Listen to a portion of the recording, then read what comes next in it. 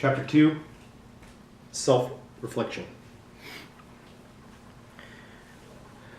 As my second day since I awoke drew to a close, I had noticed that I wasn't getting tired or sleepy. I was just as alert as I was when I first woke up. This was convenient because I was far too anxious to sleep. I knew that my body had undergone changes, but they seemed so extreme. My new diet, appearance, and seemingly boundless energy. I walked through Blanding's front entrance.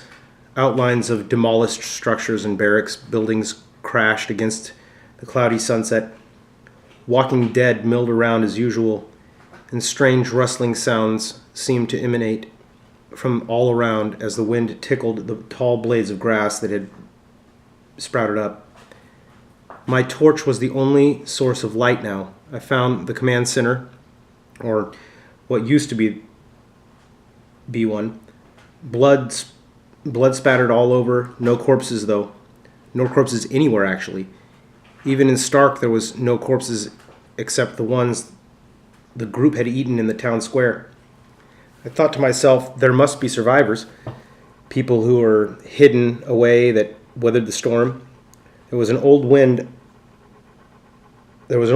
radio on one of the tables that was set up in the command center.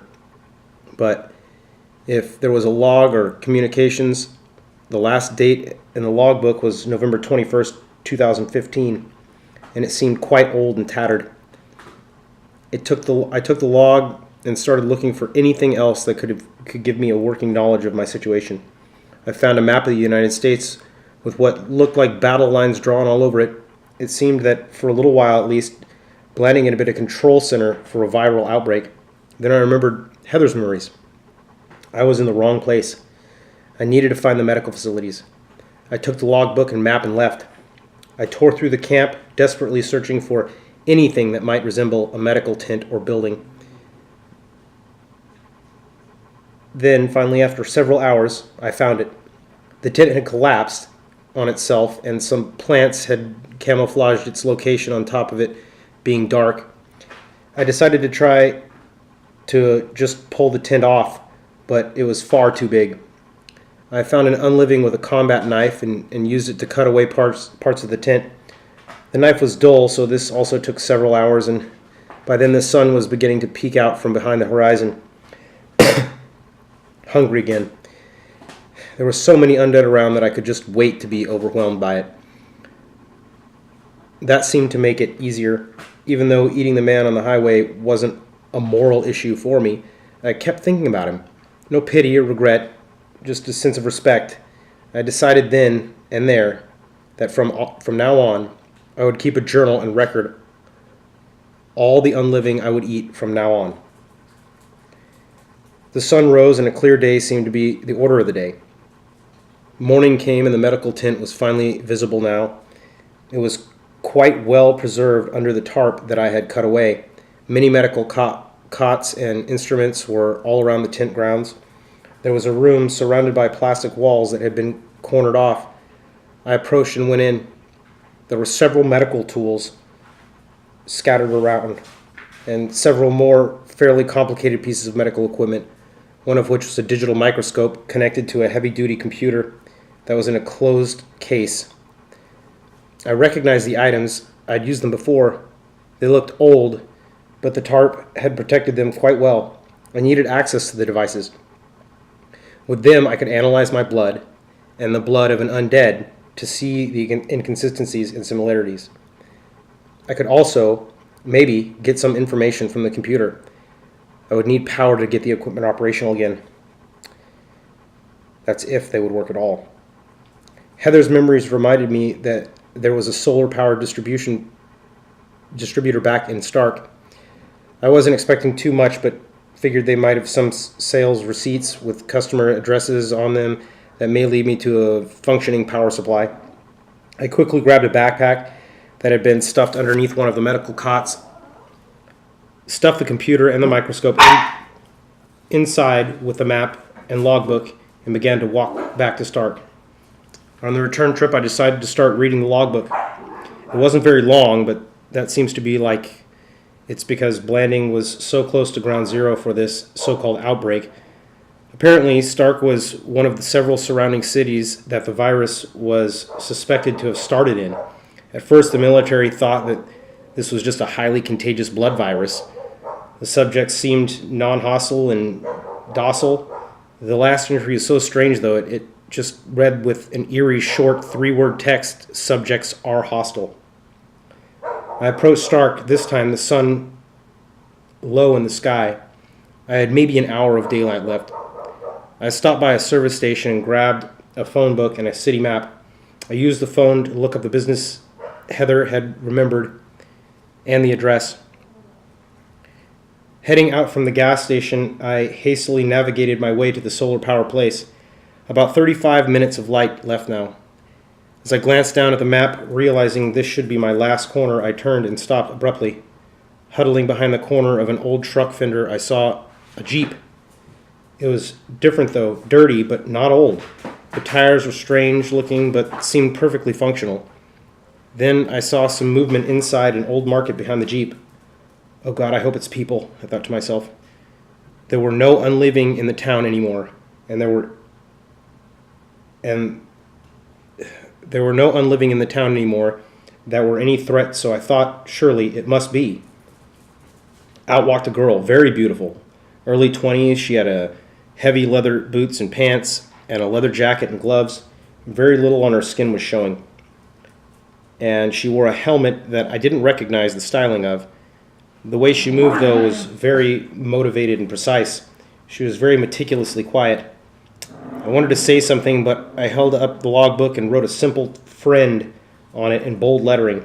She drew a sword from a sheath she had fastened to her back, and without letting me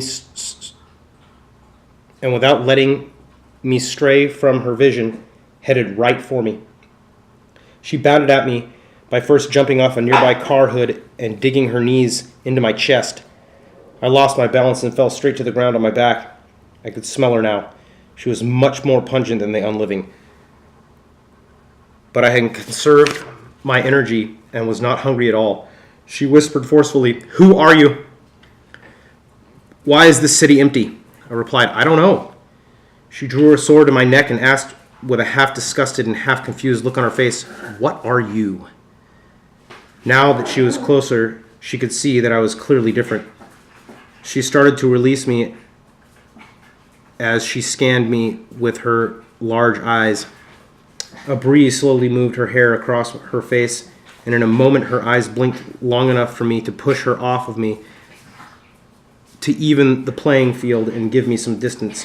I immediately jumped to my feet and moved a few steps away, just out of reach of her katana. I yelled in a disheveled and broken voice, "Wait!" Her stance changed. She brought her feet together and squared her shoulders to me. Her face changed also. Realizing I was no threat to her, she asked again, "What are you?" How was I to reply? I didn't know. I had to say something. I replied, "I'm not dead, but I'm not alive either." She asked, "How is that possible?" As a lifetime of cellular biology streamed through my head, I started spouting off a myriad of technical terms and possibilities of infection and viral infestation. A look of confused discomfort fell across her face. I simplified.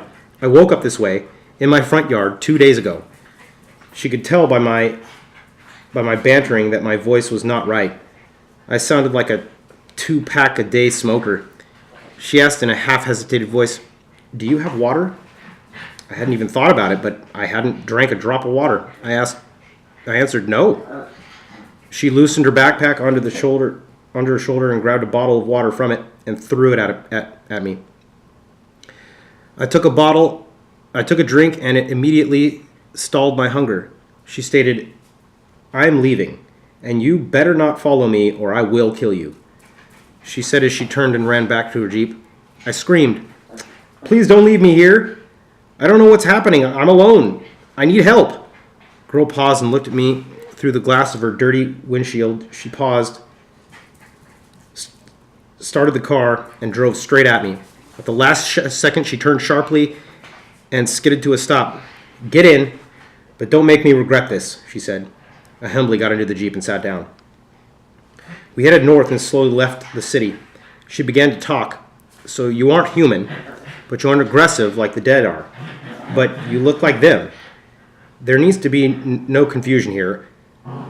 I took you with me for one reason. You could have answers that I need. Answers, I thought? If anyone was short of answers, it was me. I did see what she was talking about, though. From a genetic standpoint, I was very different. I said, "How can I help?" She replied, "The plague couldn't be beaten. For 60 years now, we have tried to create an antivirus of any other kind of cure that could help change the unliving back from corpses." She looked at me and could tell by the searching look in my face that I was processing all of this information. "You don't know what happened, do you?" she asked. 60 years, I said. "What year is it?" She answers with a firm and certain sound. "It is January 21st, 2075. My heart sank as all hope of finding out who I had been left my mind. The girl could see the desperation and depression in my face. She quickly stated, "My name is Arissa." I replied, "I don't have a name, that I can remember anyway." Arissa looked at me and explained and examined my features. I self-consciously looked away. "Fade," she stated. "Your memory is faded and your skin is too. That's what I'll call you. Fade. I like it." I grinned and nodded in agreement. "We are almost there, Fade." "Then we have to talk," Marissa said. The two travelers pulled off the main road and onto a frontage road. Arissa put on special goggles so that she could see in the darkness. There was a large fenced junkyard with a gate made of old car parts and bits and pieces of chain link. Fade wanted to ask questions, but was getting hungry and it was hard to think. A very scared look came across Arissa's face. The gate was open. She looked at Fade and told him to stay in the Jeep. Arissa grabbed her sword and went into the junkyard.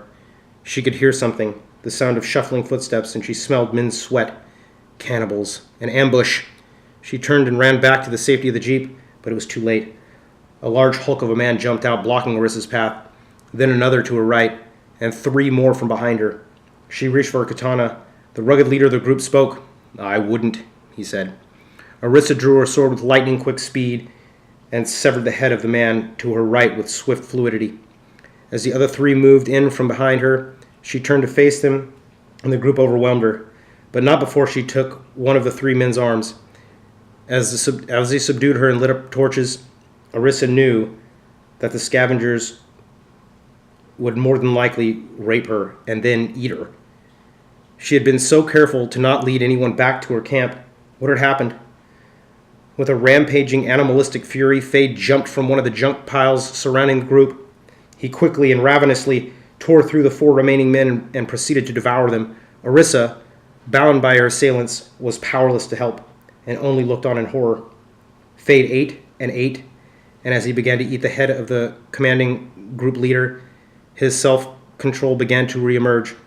Like the foggy haze lifting from his eyes, Fade started to be able to see and comprehend again. With blood covering the lower part of his face and body, Fade slowly looked over to Arissa, and his eyes changed from savage to tame. Arissa was terrified, but only for a moment, before she went into a defensive mode and started looking for a way to escape. Fade calmly approached her and extended an outreached hand. "Please, I lost control," he said. "I need to protect you." Arissa just looked at him. Fade decided to move closer and cut Arissa loose. Arissa yelled, "Stay away!" Fumbling over his own words, Fade proceeded to explain his new diet. As he did, John's memories began to flood in, the man he had just eaten. His memories were hard to handle, to say the least. He had lived a hard life of survival. It was too much this time, and Fade collapsed to the ground. Failing to keep composure, he had again lost consciousness.